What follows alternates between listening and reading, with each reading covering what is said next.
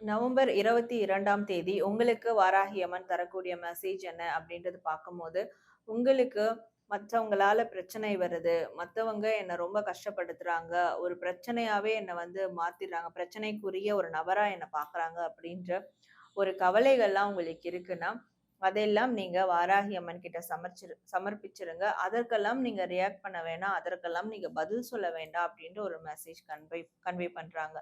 மேற்கொண்டு நீங்க எதுக்கும் பதில் சொல்லாம அதுல இருந்துலாம் வெளிய வர்றதுக்கு தினமும் நீங்க வாராகி அம்மன நினைச்சு வாராகி அம்மன் கோவில்லயோ இல்ல உங்க வீட்லயோ கூட ஒரு சின்ன கற்பூரம் ஏத்தி அந்த கற்பூர தீபத்துல நீங்க உங்களுடைய குறைகளை அங்க சமர்ப்பிச்சிடுங்க.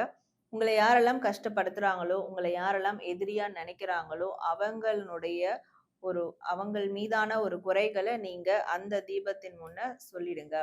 ஸோ இத நீங்க செய்யும்போது நிச்சயமா இதனால வரக்கூடிய தாக்கங்கள் உங்க மனசுல இருந்து நிரந்தரமா குறையும் அப்படின்றது தான் வாராகி அம்மன் உங்களுக்கு தரக்கூடிய ஒரு மெசேஜா இருக்கு.